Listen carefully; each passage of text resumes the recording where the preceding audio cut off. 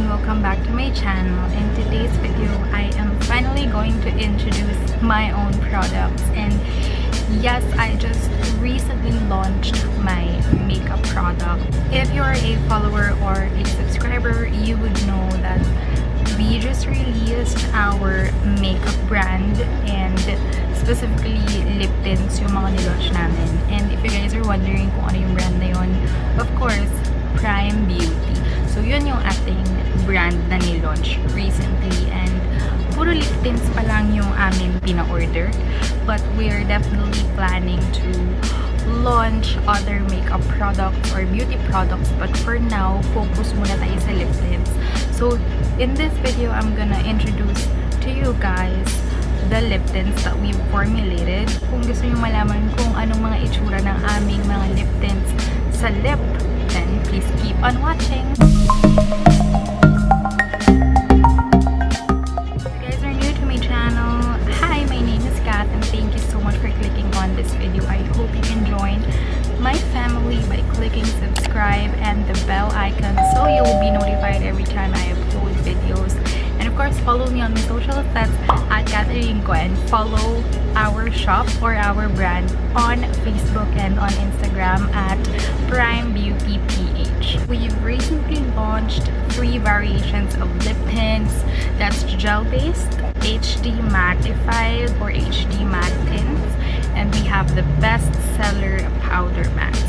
So, yung powder mattes natin, yun yung itatry ko today kasi yun yung medyo madali siyang i-swatch sa lip, kasi yung gel-based and yung HD matte, hindi natin makikita yung totoong pigment niya. Kasi long-lasting yung pigment nun, and when I say long-lasting, hindi siya madaling burahin. So, talagang long-lasting siya and smudge-proof, and it's matte. Kapag yun yung pinakita ko sa inyo, pag yun yung tinry natin in this video, mahihirapan akong burahin and hindi na mabibigyan ng justice yung pigment ng iba na nahuli kong itatry. Ang itatry natin today is yung aming powder matte tints, and each variations pala ay merong 6 available shades. So, ipapakita ko sa inyo kung ano-ano yung mga shades na yun. So, let us first talk about the packaging. Yung packaging niya, I have here the tester. May mga tester siya. Dito lahat yung mga tester nun. And sa packaging, of course, sa harap, makikita natin ang logo na Primebeauty. And, of course, color white siya. The packaging is simple yet elegant and classy. Very Instagrammable. And dito sa harap is, of course, yung logo. We have diamond, Primebeauty, of course, gold. Yung napili kong color para classy siya tingnan. And we have this, kung ano yung variation niya. And we have the shade. And of course, we have the ingredients used. Meron din dyan, syempre. And our tagline, which is stay confident. And the Facebook and Instagram page. So definitely, as you can see, it's a rolly. Madali siyang pang-apply. Of course, we are looking forward to improving our packaging, especially sa powdered matte. Kasi parang mas gusto ko na wand applicator yung maging packaging niya. So, I'm looking forward into like changing the packaging of powder matte tints. But for gel-based and HD mattified, ikikip ko lang siya as rolly.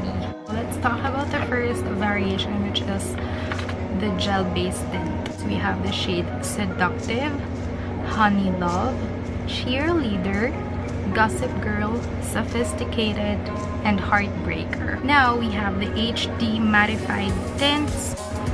We have the shade Cute, Blush, Angel, Famous, Muse, Diva. Lastly, we have the powdered matte tints. We have Flirty, Babe, Icon, Sweet, Chick, Romance. Sa gel-based tint, hindi ko na ipakita yung shade na Cheerleader kasi out of stock siya. Nakalimutan ko siyang i-film the first time that I received the packages. But if you guys are wondering, medyo orangey type siya. Is ipapakita ko na sa inyo yung mga swatches. So, itatry natin yung powdered matte. Okay, speaking of the prices naman, gel-based tints costs 99 pesos only, SRP.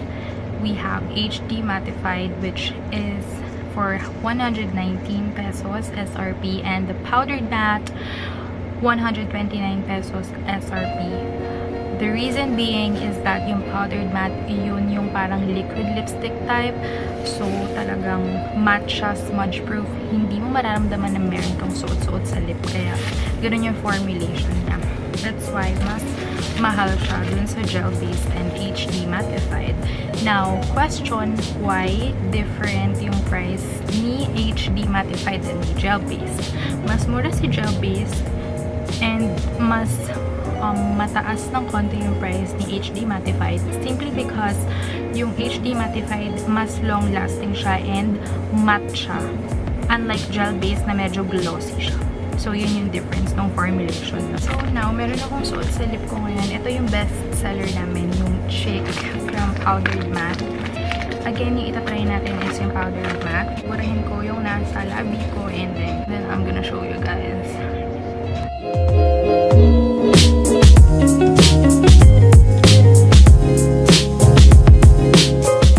This is the shade Chic. Ito yung best seller ko na shade so far.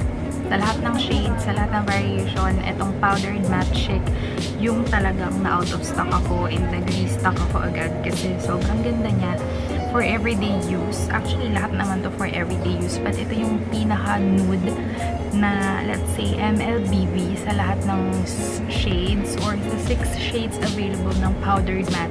Ito yung MLBB or ito yung pang daily basis ko lipstick. And this one is my favorite too. Although lahat naman sila favorite ko syempre. Pero ito yung pinaka first pick ko. Kumbaga pag limbawang aalis ako at mamimili ako ng lip tint shade ko. Definitely si Chic yung pipiliin ko. And then the next item naman, ito din yung isa sa mga light shade natin, which is in the pink tone naman siya. Ito si Sweet.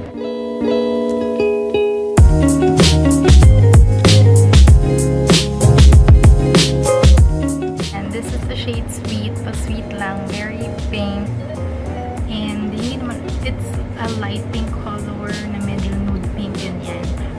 So yeah, if you like pink shades, then definitely this one is for you. Itong mga pangalan pala ng mga shades, ako din ang nag-isip niyan lahat. So, tinugma ko siya based sa shade niya. Nag-isip ako ng perfect na name each shade. So, ayun, ito yung napili kong pangalan ng shade na to, Sweet, kasi nakikita niyo naman, very sweet lang, pa-sweet lang. Ayan, nag-mattify na siya, as you can see. Nung una, di ba, medyo liquidy pa siya, but now, it's matte. Now, let's proceed to the next shade. Ito mga deeper tone na siya, pero unahin natin si Babe. Ito, pangalawa to sa best seller shade ko, sa powdered matte tints. And ito si shade Babe.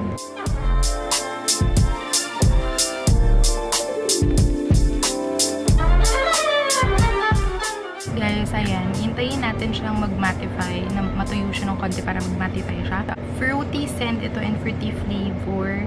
Pero itong powdered matte, ano siya, very bubblegum flavor or bubblegum scent.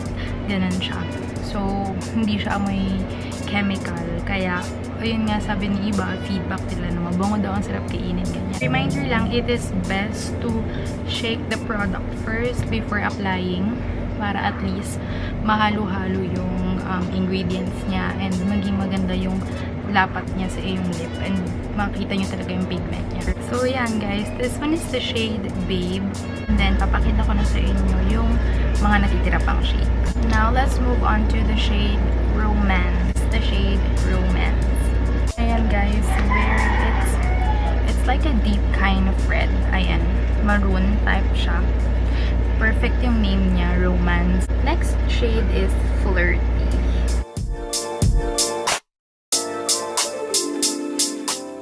Yan si Flirty. Mas matingkad na red. Ayan. Perfect siya sa night out as well. And now down to the last shade, which is the darkest and medyo may pagka-deep brown siya. And then this one is the shade Icon. Ayan. Ito naman si Icon. Brown na to guys.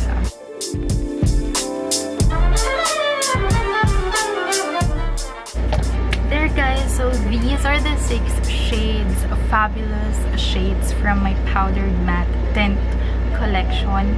Super gaganda ng mga shade. Wearable on a daily basis. It's up to you kung gusto mong konti lang ilagay mo tapos i-blend mo using your fingertips, or i-full coverage mo siya and intayin mo na lang siyang matuyo para mag-mattify siya, para maging smudge proof.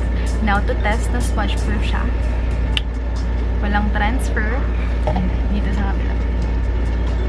Walang transfer. So, yun, thank you so much sa mga nag-order. Thank you so much guys for supporting Prime Beauty PH. Please do follow our Facebook and Instagram account at Prime Beauty PH and order yours by sending a DM. Thank you so much for watching guys, and see you on the next one. Stay confident. Bye gorgeous.